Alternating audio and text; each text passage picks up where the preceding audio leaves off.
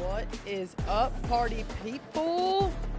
Week 7 of the high school football season is in the books.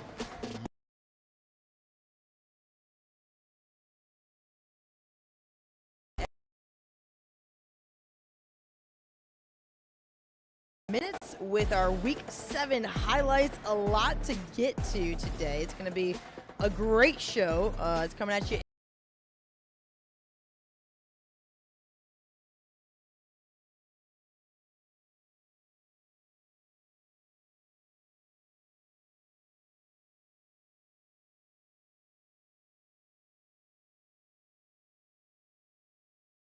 Highlights tonight. We certainly do, and it's gotten now to the point where we are starting to paint the playoff picture because you go back into region play. So everybody has those non-region games to start, then you have some region games and you get a little bit of what the region might stack up like, and you have a sort of a picture in your head. Then everybody steps out of region, you get a bit of a rest, you get to play some rivalry games. Those games might mean big tiebreaker situations, but you don't know that until about a month from now. So this week is really important as teams get back into it. So if you didn't like the start that you had in region play, you can get off on a better foot, and vice versa. If you got off to a strong start, it's time to not let your foot off the gas. And so this is a really important week, and we had some really impactful, meaningful games, and a lot of teams who have looked the part continue to do so in the early stages of this season. Yes, certainly the case, guys. We're going to welcome everybody in as we are joining you live. I think we are back up on the Facebook live stream. I think that one just went down a minute ago. But our girl Gracie behind the scenes getting it worked out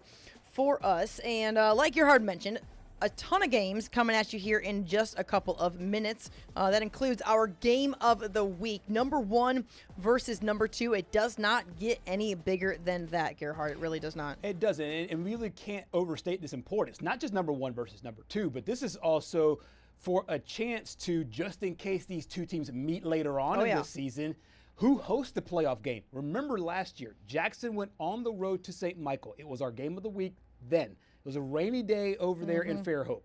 Jackson won that football game. And when they did win the football game, when they came around to the playoffs, in the very, very cold, the week, it was Black Friday. It's the week or the day after Thanksgiving. Guess who had to make the road trip? A long road trip. St. Michael had to make a long road trip. They were on the road for much of the playoffs. Yeah, I think they had like 3 straight or 2 or 3 straight. 2 trips to Birmingham, then obviously the trip to Jackson. Yeah, that was rough. They hosted one playoff game, and so this game is very important for this season, of course, but also as you project forward, this game could mean a whole lot come late November. Yeah, guys, we're gonna get the highlights going here in just a minute. I want to make sure that we are back up on Facebook, so when we get the go-ahead from our girl Gracie, we will make sure that we looks like we are rolling. So, all right, guys, we'll get things rolling without further ado with our Game of the Week highlights over at Jackson, where the Aggies welcomed in some big-time names in the college football scene as well, G. Yeah, a lot of who's as far as the college football world goes in recruiting. Obviously there to check out some of the top talent, and we're getting a glimpse of them in Nick Johnson, our photographer who was out there. One of the things he said was, I'm just running around trying to get all these people because once the game starts, I know I got to shoot the game, so I just want to make sure I get a lot of shots of them. But you saw a lot of them there, including South Carolina head coach Shane Beamer. But once play started, you really could feel the energy from St. Michael early on. They started their first drive, got a nice run from Noah Moss, but then this run here by E.J. Crowell. We're gonna run that one back right jumps quick. Over a defender, and it lets you know that a lot of these guys can come up with 5-star rankings because of what they do in camps. It's what these guys do in games, and E.J. Crowell has just been sensational. And this nice tough run here, had that play been in the middle of the field, he would have scored. I mean, the reason why he was out was because the 12th defender, I should say, was the sideline there. But no problem when you have a running quarterback there in South Carolina commit Landon Duckworth, who punches it in. But that celebration was very short-lived by the Aggies, because St. Michael comes right back there. A beautiful pass from Gunnar Rivers over to Brody Jones, who's going to South Alabama. And then once again, another great play here. Dude, that is a beautiful ball. Going into this game, Simone, 27 touchdowns or 21 touchdowns, 1 interception. So it's not just that he's throwing the ball beautifully, he's keeping it out of harm's way. He makes smart decisions. Absolutely. Gunnar Rivers, I mean, he is like a chip off the block when it comes to what his dad was able to do at the highest level. And, man, he is just really coming into his own. He's bigger than he's ever been. He's more built up. He's a great leader. I mean, obviously, EJ is going to get his over 300 yards on the ground from EJ, but of course, St. Michael gets the win in this game, Gerhard, and I don't think we can even express how big of a victory that is for this program that is still only, 7 years new? 6 years new? I mean, it's a brand new program. Yeah, it's a brand new program, not even 10 years old. And one of the big things for this football team, we were talking not just 2 years ago, Simone, about this team making the playoffs. I know. And then now they're talking about possibly chasing a 4A state championship. I got a chance to catch up with Cody Flournoy before the game, and one of the things that we talked about was that Jackson has Michael once. Yeah. So Jackson represents the mountain because they won 2 games last year, including the game there at St. Michael. Yep. And St. Michael is now a focused football team, and you saw it there today. I think this is 2 things, Simone. Not only is it potential when they do meet later on in the season, because I'm going ahead and projecting these are the top 2 teams in the state of Alabama. They were last year. They were. They might not have been in the game because they're in the same region. They're both in the south, Correct. so they can't Yes. meet in Yes. the biggest game. But make no mistake, these are the best 2 teams. Of course, I think all they do is flip, obviously, in the standings. If the sports writers, we don't get to vote. But if we did get to vote, that's what we would do. Yes, exactly. And then I think the number one biggest thing, though, Simone, is what it does between the ears, what it does up here mentally. Because now they always had belief. We talked to Phillip Rivers a few times in the offseason. Yep. They had belief that they could beat Jackson because they saw them in 7-on-7s and they made plays on them and they scored. It was like, hey, can you make the plays to close this thing out against this football team? And Jackson showed the heart of a champion. They were down 28-7 at one point. No doubt. And they rallied back. However, it just wasn't enough. Way too much offense there for the Cardinals, and they stick to their averages. I mean, they average more than 40 points a game. They put up 40 points on a really good defense. And I mean, that's tough to do. There's no question. And make no mistake, Phillip Rivers is a crap-talking guy. Listen, man. They're going to be – it's not like they're going to – listen, they're going to take everything with humility, but this program is going to be as fired up as anybody driving back to Fairhope from Jackson, Alabama, and they should be a huge win, make no mistake about it, when it comes to what St. Michael was able to do tonight. Absolutely. I'm going to give you one stat that might blow your mind here. Actually, there's going to be 2 stats. One, not in this game, but a little bit later on. But then, so Jackson gave up 49 points today. This will tell you how good St. Michael's offense is. At this point of the season, Jackson had given up 17 points to Saraland, 14 points to Baker, and 14 points to Mobile Christian. That's it. Wow. So 28 points in the last 5 weeks. And then obviously Saraland, you can kind of put them in a different category. Yes. They gave up 49 tonight. That's how good this offense is. Saraland scored 17 on them. A good Mobile Christian scored 14. And a good Baker offense, a really good Baker offense, scored 14 as well. Yeah. 49 tonight. What's the old saying? Best defense is a good offense. Exactly. Listen, when St. Michael says, we're going to let you have 30, we're going to let you score a few times, and we're going to score 5 times. We're just going to score you. And that's how we're going to get our way to the blue map, no question. A huge win, no question, for St. Michael and Gunnar Rivers and Phillip Rivers and company. All right, guys, we are going to roll over to another big matchup, this one over in Brewton, where T.R. Miller and Cottage Hill went head-to-head. We talked about 3A Region 1 having a ton of talent, G, and this was on full display tonight. Ken Lett, love this, to see him get honored there for T.R. Miller's homecoming. And, of course, a lot of energy between these 2 programs. Cottage Hill there in the top 10 rankings. But how about our guy Shamar Tootle connecting with his favorite target, Caleb Metzner, getting it done. A beautiful pitch and catch from the young gun, future South Alabama star. Then a little bit of defense, a great play on the ball from Caden Wiggins. Gonna get the interception there, and then Caleb Metzner back to work. Bust, but I didn't see the beginning of the play, so I don't know if this was a run or a pass. It doesn't really matter. He's in the end zone regardless. So another touchdown. Then how about this? Shamar Tootle, man, he might be the best of all 3 Tootles. I'm just gonna say it. I mean, I know that Shadrick and Shadarius, they're gonna be like, what? Simone, they're gonna come at me, I'm sure. But listen, Shamar, the young gun, he's getting it done. So that was a 2-point conversion there. Made it 14-0. T.R. Miller would get on the board. Of course, a great job there by Ronnie Cottrell and company. However, Cottage Hill, talk about a program-changing win. Gerhard, a monumental program win. We saw one a minute ago when St. Michael beat Jackson. This is a program-changing victory for Cottage Hill over T.R. Miller on the road. As a top 10 ranked team, they will move up higher in the the 3A classification rankings this week. That is huge for Carvel Jones. We have been talking to Carvel Jones since he got on campus a couple of years ago, and he always talks about building. He's a former college player himself. He wants this team to build and build and build throughout the course of the season and throughout the course of the program. Simone, coming into this game, over the last 2 years, that's 20 football games. They won 5. Insane. Tonight was their 6th win. Dude. They won 5 games over the last 2 years. This is a program. You mentioned a program-changing win. It is. This is, I mean, and I don't mean to overstate what it does psychologically to a football team. It's because huge. there's one thing to think that you believe when it's at 3 o'clock and it's a hot practice on Tuesday. It's another thing for it to pay off for those cash, 110%. those checks to cash on Friday nights. You're absolutely right. Because you can put the work in, you put the work in. Absolutely. And if you don't win on Fridays, it doesn't feel as good. It doesn't feel like there's a payoff. You don't want to get motivated to go into an off season and put in the work week in and week out, year in and year out. And so when you finally see the fruits of the labor, and man, Cottage Hill's had some rough years. They have. They've had some good talent. They've played some better talent, and they had some rough years. 6 wins. That's huge. Yes. That is huge. Put some respect on it. Put some respect on the Warriors. They haven't had 6 wins since the 2019 season. They went 8-3 that year, but sub 6 wins. But what I found jarring, and it's maybe because it aligned with Carvel Jones being there, and we've just been able to talk to him a lot and just kind of get his philosophy and what he's talked about. And he's talked about building, and he's certainly doing so. And you mentioned it, all the star players that they have. Both Tootle brothers, as you mentioned, you're going to lay your bets there on Shamar, and then Caleb Messner, who coming into this game, I heard our good buddy Ben Thomas on the radio talking with our good buddy Randy. He said that Caleb Messner was the sack leader of the state of Alabama.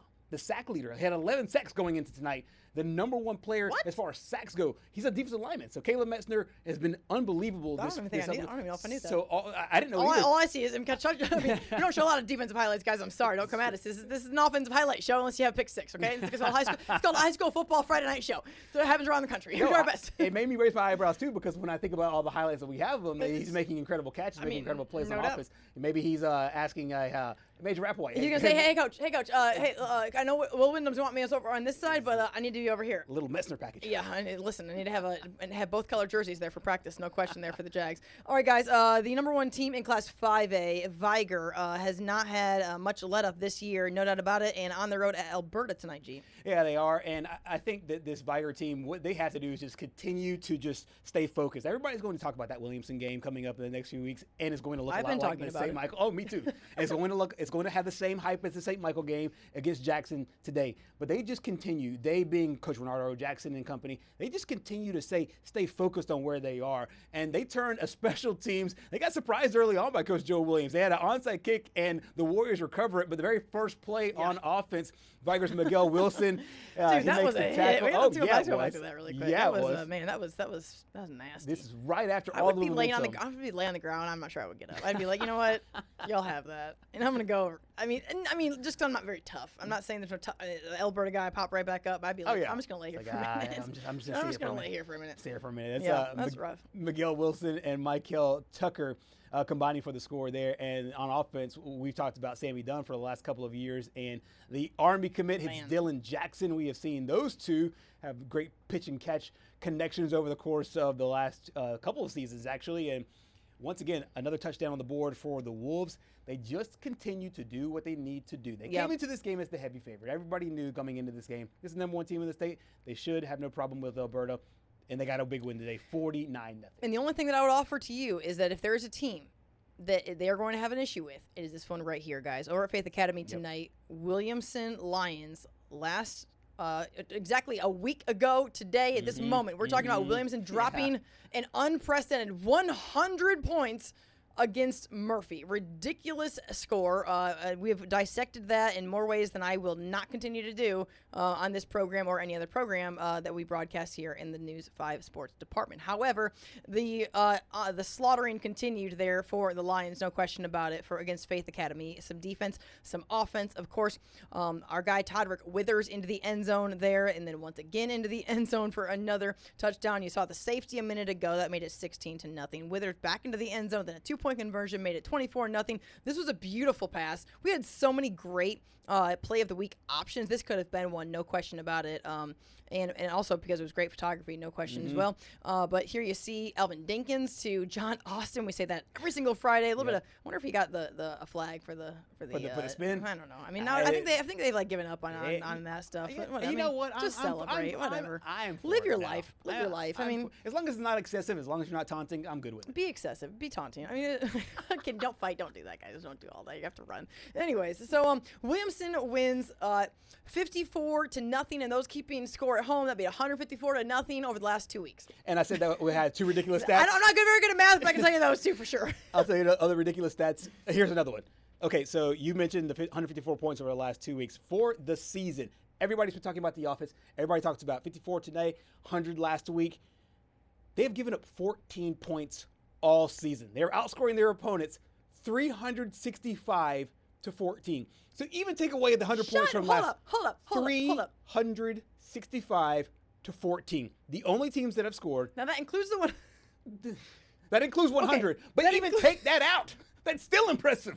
Take out a whole game when they hit 100. To 265. There are teams that won't score 265 this season. They won't. Actually, a lot of teams won't score 265 for the year. And everybody talks about the offense. I've been more impressed with the defense, and this is the reason why. Because a lot of times what you do as a good team on offense, you'll pull your starters early on both sides of the ball. What ends up happening is your JV defense usually do it. And Coach Coleman from the games that I've seen, that's what he does. He'll pull his defense. And the thing is, the dichotomy that you hit is the JV defense going up against your other team's first team offense. So they give up some points. Some people call it garbage points in high school football. Sure. I just think it's points. You're just playing. And that defense gives up points. No matter what defense has been in for the Lions, they haven't given up any points. No doubt. Gave up 9 points to Alberta, gave up 5 to Citronelle. So that's not even the defense giving it up. That's a safety and a field goal. And next thing you know, 14 points is all they've given up all season long. Hey, we got 2 weeks. Nobody will bypass the UMS Wright game. Well, they won't bypass the UMS Wright game. No, I mean, they won't overlook at this them point, at all. because at this point, UMS is a different UMS than you've ever seen. I mean, we heard Renard Jackson over there at Viger talk about that, saying this is different than we've ever seen them before, and so you just never know what you could see out of this program. That I mean, you can't even keep up as a photographer. I mean, you're one of the best football photographers I've ever met, and you're. I almost said something I couldn't say. You're running up and down the field. You can't even quit recording. I could not. And Renardo Jackson, he told us right before the UMS Wright Viger game, he said they snapped the ball within 7 to 10 seconds. Yeah. I cannot wait to see Sam Williams' offense, he's he's been able to do against this defense that Antonio Coleman's put together. They played a week from today. Oh man, cannot That wait. is a week from today. Where's it at? Where's the game? The game is at Williamson. Okay. At Williamson. Yeah. Williamson and UMS Wright before Williamson Viger. Man. And so we'll see if that is still a top 2 matchup like the Jackson St. Michael game tonight. Yeah, that's certainly something to look forward to, guys. All right, let's bump up to 7AG and let's check in with the MGM Vikings, who have been in the top 10 rankings all season. Yeah, at number 4 this past week, and this is a team that just continues to trudge along. I think in the 7A class, I mean, obviously you have your Hewitt Trustfuls, your Thompsons, your Central Phoenix Cities of the world. MGM making a case every year to be closer and closer to the upper echelon of Class 7A. This game started off with a bang. This is the opening kickoff of the game. A huge play there by Elijah James down to the 7-yard line. And once they get into the red zone, they just hand this thing off to Cameron Smith. He caps off the drive with the big touchdown there, so early 7-0 lead. And then Jeremy Manhennon, it's been a great addition to this football team. Nice pass there right over the middle. DeMarcus Broughton Jr., big player. I would not want to talk. Every time I see that dude catch a football, I'm like, you know what?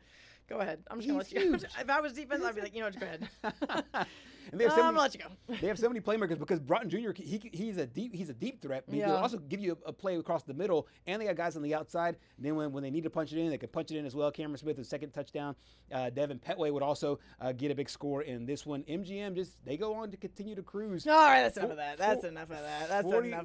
42-8, your score there. And that's a big win there. Yeah. And, just steadily keeping the track there in Class 7A. So I'm checking in on the comments over here on Facebook, and our guy Patrick Walsh joining us from Rochester, New York. Simone needs a calculator. You know what? 100 plus, what was it, 56? I can figure that one out. Oh, 54. Oh, yeah. God. Well, that's just a memory thing. You know what? Listen, if 154, I can do 100 plus 54. Thanks so much, Patrick, for that. Could use you over here driving this show. So, hope you're enjoying your day off. And happy birthday to Miss Amanda, your mom. So you better be treating her well and getting her a gift or something like that. All right, guys, going to keep things rolling here. Week 7 high school football season. If you're just tuning in, this is 5th quarter extra. Simone Gerhard Patrickless show here on this Friday evening. Going to keep things rolling. Let's head to Robertsdale, Gerhard, where the Golden Bears, man, they are trending upward and welcoming in Baker. Baker, obviously, one of the top teams in Class 7A Region 1. And it's one of my favorite plays of the night. How about this? Cub Jones buying time, points up, and how about Grayson Cooper getting up? Nice grab there. That's one of our 22nd State Bank Play of the Week options. And was that a stare down, young man? That was a stare like, down. You know what? Honestly, if I never played receiver, but if I did, I would be doing this a lot. 1, catching touchdown passes, and 2, staring down the people that I catch them over. I would do it a lot. And there's a great play there by Cub Jones because it wasn't open initially. Watch him as he point. Watch Cub Jones. Yeah, he tells him, Cub Jones is like, hey, man. He's like, this is a little like Patrick Mahomes right here. He's like, hey, man. He's like, hey, go. You're not open. I'm going to keep the play alive for just a second. I mean, he gets style points for that. I love it. It does. I love it. Does. I mean, it was good defense. It was well defended. It's not like the guy wasn't there. I mean, good effort on both sides.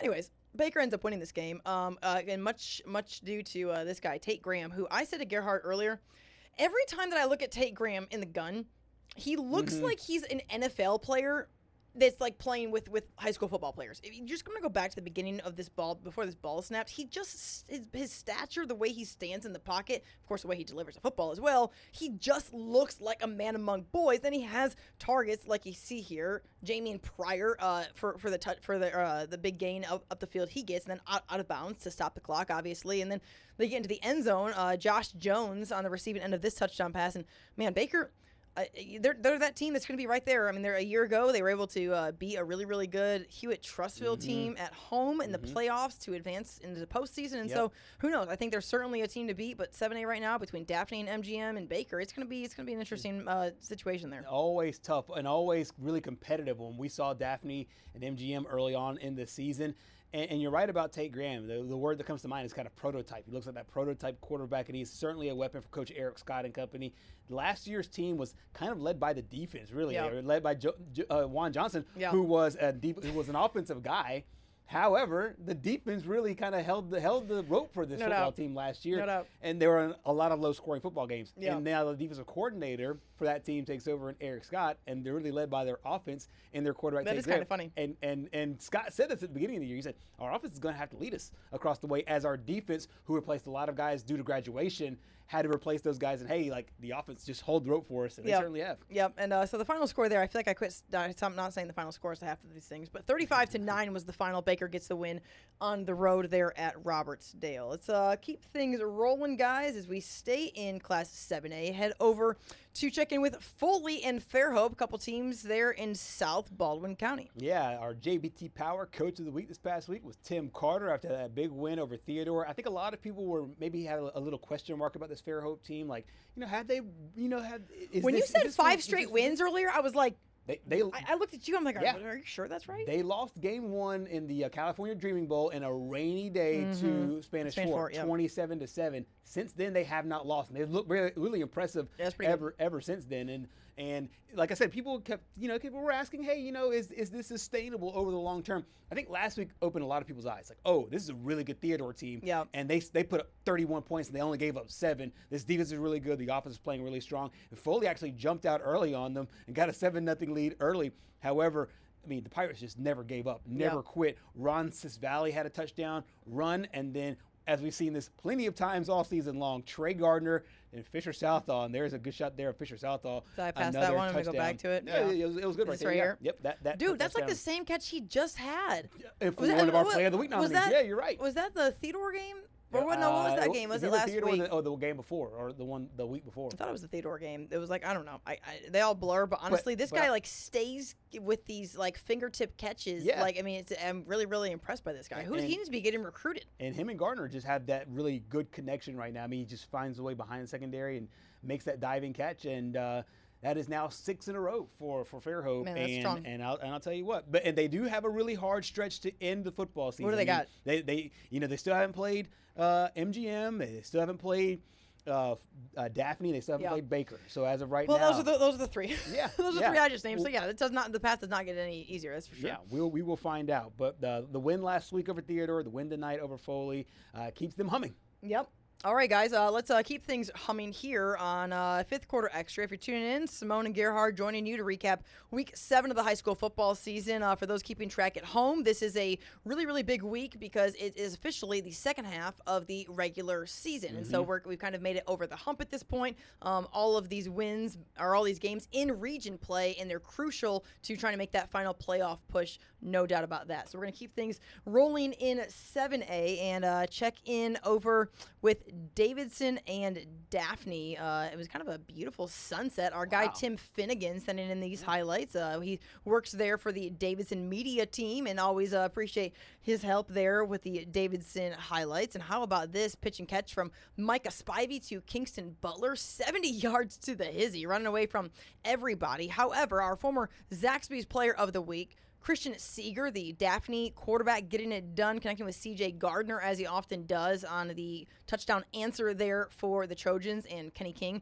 little bit later, that is Seeger, this time back across his body to Braxton Skoglund, who getting it done there for Daphne. Eventually, Daphne going to pull away in this game, 50-20, the final there for the Trojans, who are currently ranked in the top 10. So two teams from 7A Region 1 ranked in the top 10, G. Yeah, and they've kind of done it different ways. I mean, they've done it with their defense early on in the season, and now the offense is really coming together. And you mentioned both C.J. Gardner as well as their quarterback and Christian Seeger. And this is a passing offense that they really like to get Seeger on the move, and he's really good on the move as well. And so Kenny King and company still looking good. Yeah, and this is a team I think that really likes each other. We went out there for to give our Zaxby's Player of the Week award out, and you could tell they had a lot of it was one of those practices where you could just tell everyone is a fan of each other. They're all supportive, motivating. I think that is one rare right now in high school football, and I think that or just any level of any games, to be honest with you, a lot of selfish players, and so it's always good to see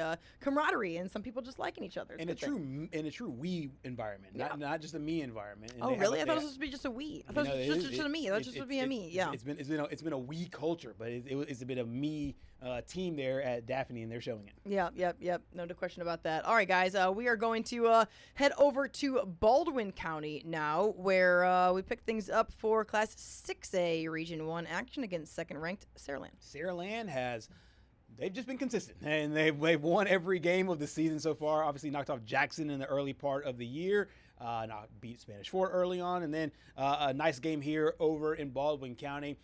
Great pitch catch there from Jamison Roberts to Eddie Turner for an early lead. This is a nice play here. We're seeing some signs of positivity on offense for this Baldwin County football team. Hayden Coley, Ashton Cox. It moves the chains, but it doesn't move the scoreboard at all as far as the drive.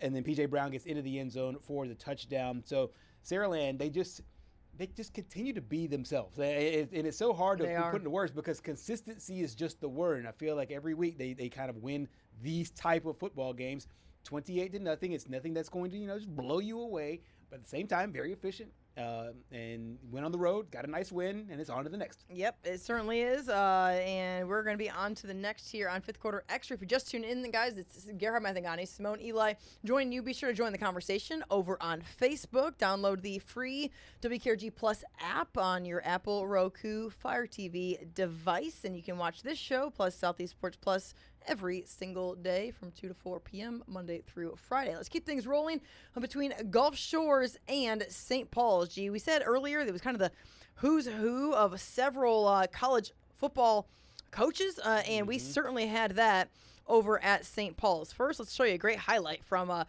future Oregon defensive star Tank Jones getting done on the offensive side with his future head coach Dan Lanning, all the way from Eugene, Oregon to Mobile, Alabama. Cue Dan Lanning. There's the guy in the house and here's the deal. He's traveling all this way, and he's already got the dude on lock. I mean, that's pretty impressive. He's going to come check in with him. I mean, he knows that the recruitment never stops. Well, think about his last 7 days. I mean, they were in Eugene. They go all the way to College Station. They get a big win over Penn State. They go fly back to the West Coast. And now he's back over here in the East Coast. Yep. It's a lot to the life of a coach, life of recruiting. Let's give some love to the Gulf Shores offense here. Judd Harris connecting with one of his favorite targets in Carter Davis. A great deep ball here, dialed up by Mark Hudspeth and company. Great catch, man. It's not easy to do at any level, especially the high school level. So a great catch there.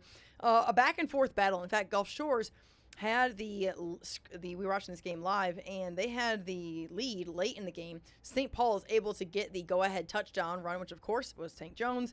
They're deep into the red, and here's a great special teams block and a scoop and score for St. Paul's. And they get the victory in this one over Gulf Shores, 27-23. Cannot overstate how big of a game that is in a 9-team region, Gerhard, when you are sitting there trying to get every single victory you can, because, man, to get those top 4 spots in that region is by far the hardest of all of them. I think a lot of people already penciled Saraland at the beginning of the season. Pencil Saraland, okay, they're going to be the number 1 team. Who's 2, 3, and 4? And in my opinion, even with Saraland, 2, 3, 4, 5, and 6, and possibly number 7 will all be separated by probably a game. Yep. And so all of these games matter. We talked to Steve Mask from Theodore. One of the big things he said, they all count. All 8 of them count. They all count equally, and you got to win as many as you possibly can. Don't try to send any of the tiebreakers. Good job there by Coach Ham Barnett and company. All right, let's head to the Hill in Spanish Fort G, where the Toros welcomed in Blunt this evening. Yeah, a nice environment there for homecoming over on the Hill. Coach Chase Smith and company, they're looking to get something going because they've been up and down really all season. They'll win a game, they'll lose a game. They haven't been able to put a streak together, but they put a nice play together here early on. Jalen Thibodeau to Cullen Mitchell, a beautiful pitch and catch. And one of my favorite highlights of the day was a great play here by Blunt. I thought it was Toro. Him too. Naheem Thomas with a great move. Nice juke play. Dang, and then he's off. I don't even know if I saw that during the show. Hold on. I'm going to rerun that real quick. He's off to the races here. This is Mason Jackson on the pass, and then Naheem Thomas. Watch him turn on the Jets, but not before a nice little juke move here. Oh! Yeah, and he's off. I did see that. Because Jason Garcia, our chief photographer, was not juked by that, although that was really impressive.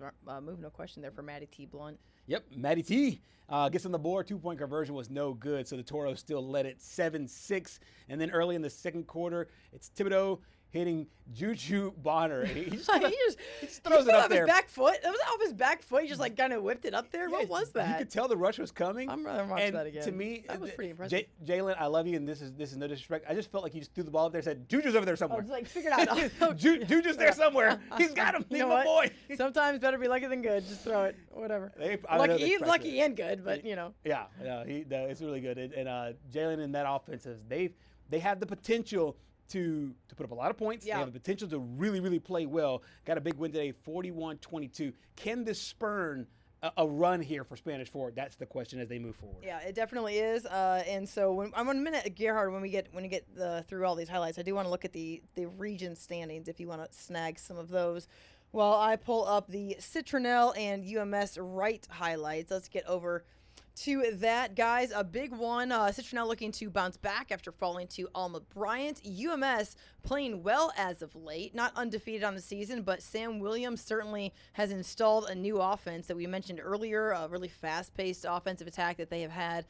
Some great highlights here from a lot of our news reporters out there capturing the energy of the stadium. Appreciate that. Always asking for some great setup video there. So here's a pass picked off by Perry Hand going the opposite direction here for the UMS Wright Bulldogs. Man, what? Is there any player that has more pick sixes this season than Perry Hand? Dude, I'm just telling you, it's called heads up play. I mean, when you just right place, right time. Every week that dude has a big play. I know. I was about to say, I feel like we hear his name so many times. Yeah. Does he play both ways? I mean, he probably I think he does have passes on offense, but he comes up on defense all the time. This is just a great, this one just, if you see that, that's a pretty impressive catch too. And he just throws a dude off of him. He's like, "Hey, bro, this is where I take over. Goodbye." So the Bulldogs will take a 7-0 lead there at Cooper Stadium, home of the UMS Wright Bulldogs. Then later, Max Fowler going to get the offense going here a little bit. We're going to have several field goal attempts here and makes by our guy, G. Yeah, Kingston Fawn. When I went to the Viger UMS Wright game, he had all the points for UMS Wright. Yeah, so listen, man. Once they get in, here's the good thing, Simone, though. once they get inside the 30-yard line, they know they got points. And then here's the deal. In high school football, that's a huge. That's really, really significant because a lot of times guys don't have that. Here's the pitch and catch here from Max Fowler to Haas Harville.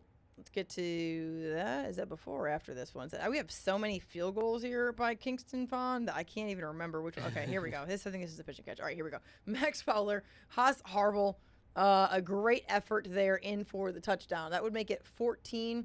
UMS gets the win, 34-14, the final over Citronelle. So a big victory there. And as we look at the 5A standings here in just a little while, we will certainly be able to tell just what the outlook kind of looks like for these teams as we enter the final few weeks of the regular season. Yeah, we will. And the site that I'm looking at, do we update our region standings, or we'll just go? I'll go on the one based on they haven't all been updated. Are you on the historical site? Yeah, so 7A's been updated, but I haven't seen anything yet updated on the HSA's page. Yeah, we might have to kind of wing it ourselves, just kind of get a look at it. Yeah. And okay, so in Class 5A, as we came into tonight, Viger 5-0. They're now 6-0 overall, 4-0 in region play. Williamson now also 4-0 in region play after getting that win over Faith Academy. UMS Wright with the win today. They're now 3-1 before that big game against Williamson next week. BC Rain entered 1-2 before their game against LaFleur. We talked about Citronelle. They have now lost. They now dropped to 1-3. Faith Academy was 1-2. They lost obviously to Williamson. They're 1-3 as well. LaFleur, BC Rain obviously played, and then Alberta still looking for their first region win of the season, now 0-4. So right now, looking at the teams that are in, if it ended today, if the season ended today, it would be who won the BC. We have a three-way tie as of right now, or two-way ties right now. BC Rain and Citronelle right now are both two. Sorry, BC Rain is 2-2. And Citronelle is 1-3. So BC Rain is in. So it'd be Viger 1, Williamson 2, UMS Wright 3, BC Rain 4. Gotcha. Okay. All right, guys. We'll keep things rolling. We're going to head over to Bayside Academy, G. Let's get there with Bayside. Stand by. Here we go. Welcoming in Hillcrest Evergreen. Yeah, this is obviously a good Bayside Academy team. And I think a lot of people slept on this team a couple of years ago. But Coach Barrett Trotter and company, they just continue just to keep showing that they are one of the premier teams in Class 3A. They entered this game as the number 8 team. Of course, going into this year, it was who's going to step up at quarterback and several other positions, but Noah Kane making the big play there off the Davis Barnett throw. And then a little bit later on, once again, it is Davis Barnett handing off to Kane. He would toss to Monroe Parton. So a little trickery there. Was that a stare down too? Look, I got some stare downs over there. Robertsdale, Bayside, got a little attitude, man. Honestly, I'm in favor of this, guys. I love it too. Listen, man, like football, Marine's out here, like, and I get it. Shoot. I get it. You think? If I did that to somebody, I'd be doing that too. I'd be fun flags all over the place. I'd probably have some choice words to go along with it, to be honest. So the Admirals led Cue the cheerleaders. Yeah, cue the cheerleaders. And they got a lot to cheer for this year because they have been on a roll ever since losing to St. Michael in that game 1. They have been on a roll. It was 14-0 early on here, but a rare mistake here from Barnett. Attempts to hit Ladd Powers, and it's Elijah Thomas with the interception for the Jaguars, and it's moving the other way. A little bit later on, though, no points on that drive. Davis Barnett to Brennan Yaman, and he gets into the end zone. That's another touchdown there for Bayside. 27-0 going into the half, and they go on to cruise 56-6 the final score. So Bayside Academy just continues to plug away, continues to find ways to win. And they do. I'll tell you what. What's their record? They are now 1. They haven't lost since they lost the first game of the season to St. Michael, which, I mean, obviously there's no slouch in that. They are now 5-1. There you go. Lost the first game of the season, and won 5 straight. All righty, let's jump back to 5A Region 1 action, where LaFleur hosted BC Rain tonight. Two teams looking to look to make a region push here in the back half of the season. Two teams very familiar with one another as well. This play did not count, according to our one of our news reporters that sent in these highlights. Who did these highlights? Was it Kate? I think. We love you, Kate. I listen, man. She's from Colorado. She's figuring out the pageantry of South Alabama football. You know, and I just love this. I really do, because I sent this. We love the effort that we get from all of the people that lock in for fifth quarter for you guys, the viewers here along the Gulf Coast every single week. This is what I got from Kate.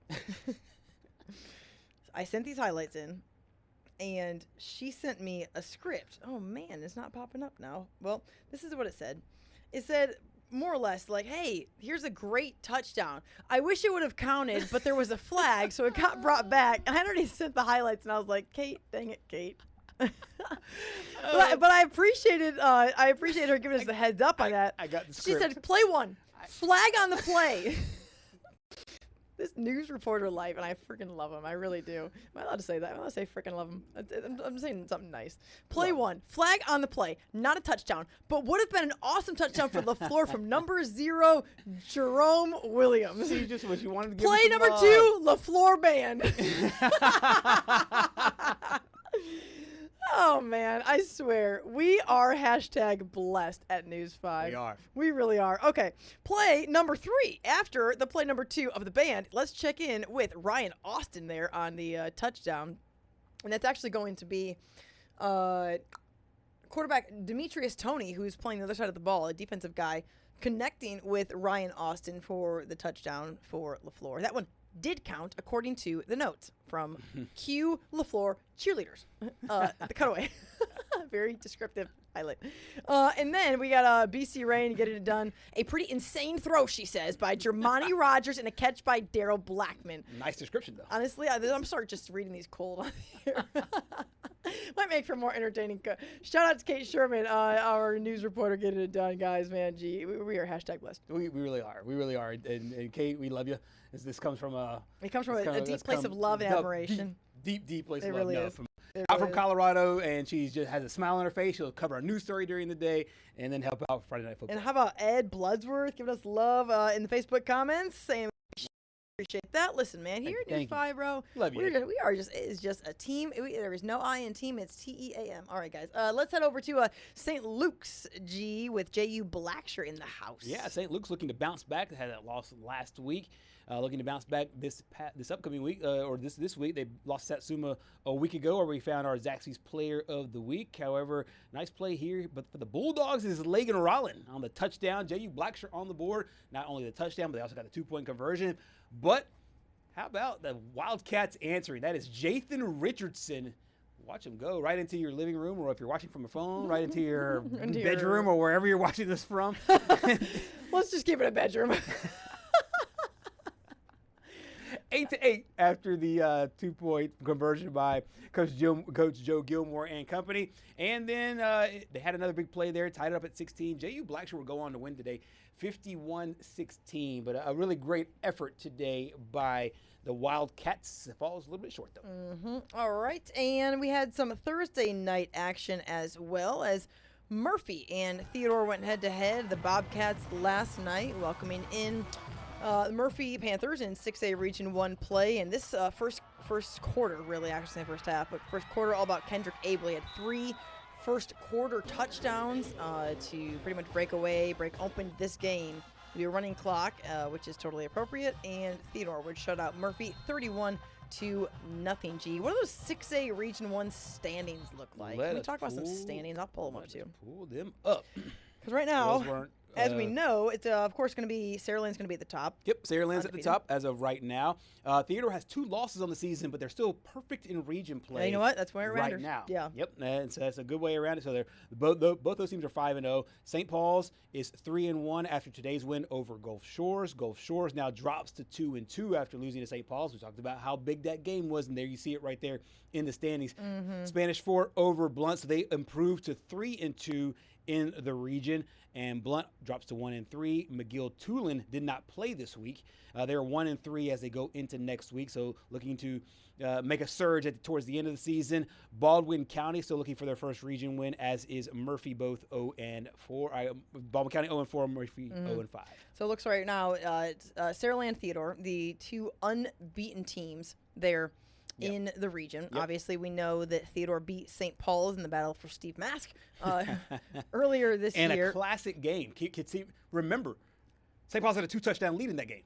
Yeah. And Theodore came back to win it. Yeah, late. that was unprecedented. That was pretty shocking. That game was at Theodore, right? That game was at Theodore, yeah. So Saraland, Theodore, St. Paul's, and as of right now, it's going to be Spanish Fort, right? At least if we're looking at the top four. That's right. But again, a lot of football left to be played. There's no question about that. Let's get to some other scores. We'll do a quick recap of highlights in just a moment. Did Gracie send over our scores there, G? You want to run through some of those for us? Run through some of those for us, if you will. We'll run through those scores here. Thank you, Miss Gracie. All right, so game of the week, St. Michael knocked off Jackson 49-39. Williamson all over Faith Academy 54-0. Viger over Alberta, also in a shutout, 49-0. Cottage Hill with the upset win over a top 5 team in Class 3A. Cottage Hill will be moving up in the state rankings, taking everybody by storm. 28-14 monster win there. MGM over Bryant 42-8. Spanish Fort, nice win at homecoming, 41-22.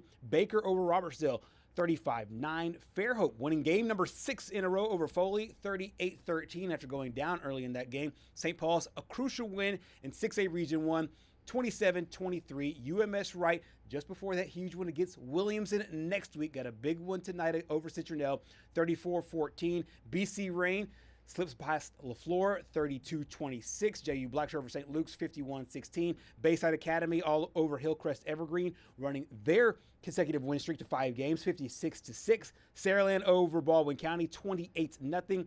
Daphne all over Davidson, 50-20. Orange Beach over Escambia County, that's another big one as well, 29-22.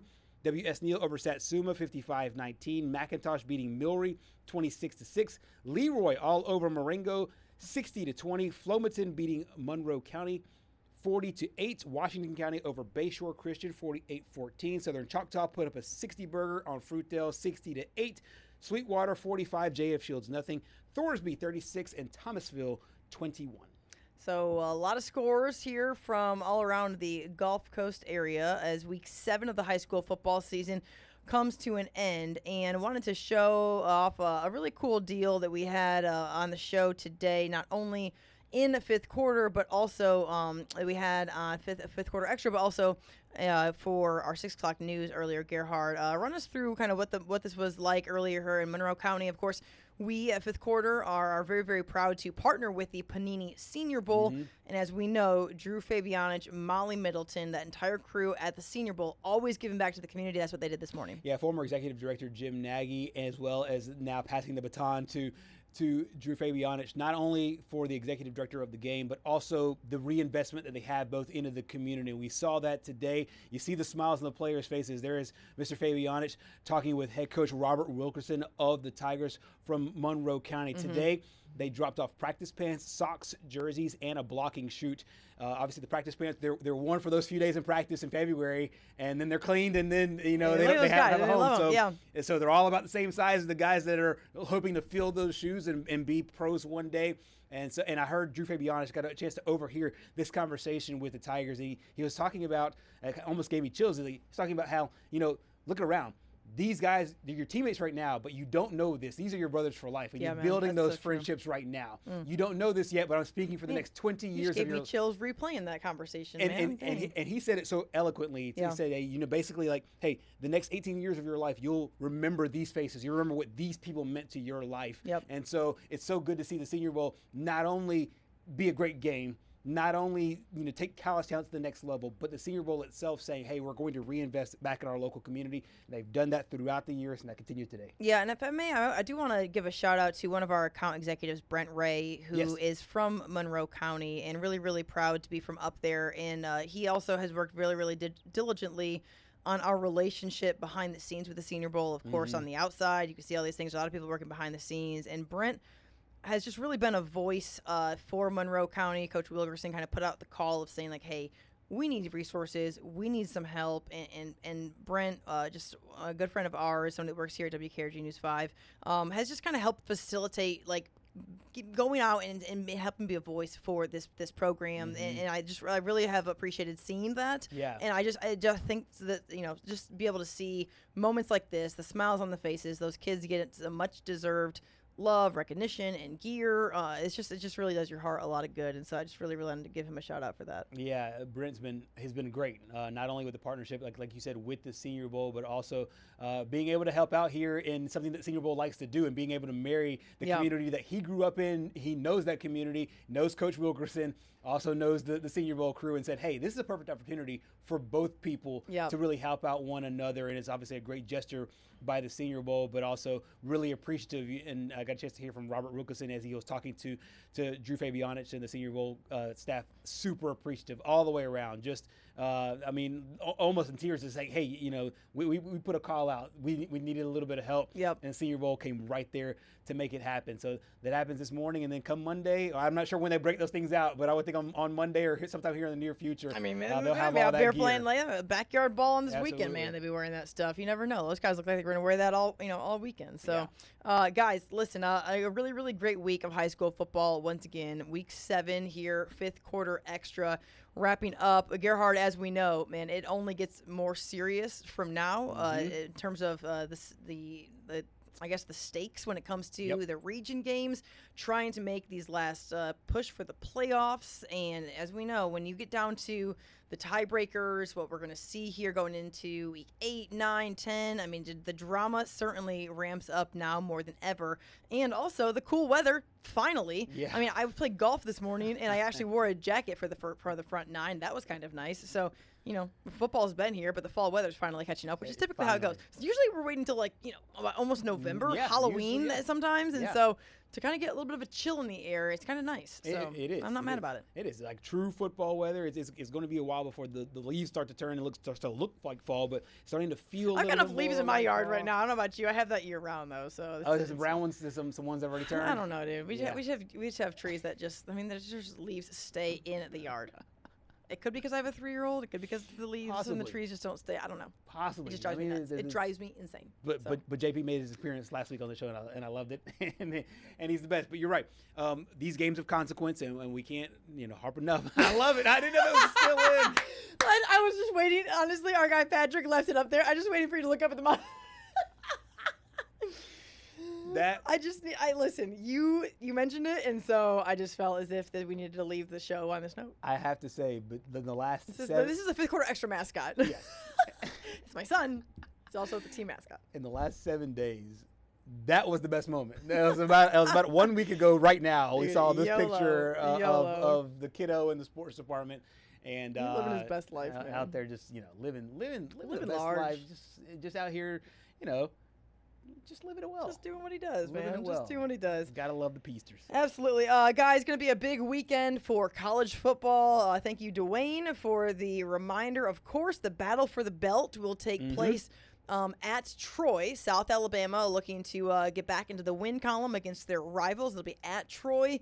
As far as SEC play, look no further than T-Town. That's all eyes will be on Diego Pavia, his mom and his mom's not boyfriend making calls there in Tuscaloosa for college game day, and a 2:30 kickoff between a top 20 matchup between these two teams. And Johnny Football will be there as well. He'll be there rocking. They're bringing out all the stops. Rocking the Diego Pavia jersey. Of course, if you think about what Pavia reminds you of, it reminds me of a little watered down version of Johnny Football, kind of a celebrity quarterback. Watered down in talent, but not watered down in attitude. That's on the trend upward. I mean, like 15 glasses full of attitude. No doubt. But last year they put up 40 points on Bama's defense. Will Bama's defense step up this time?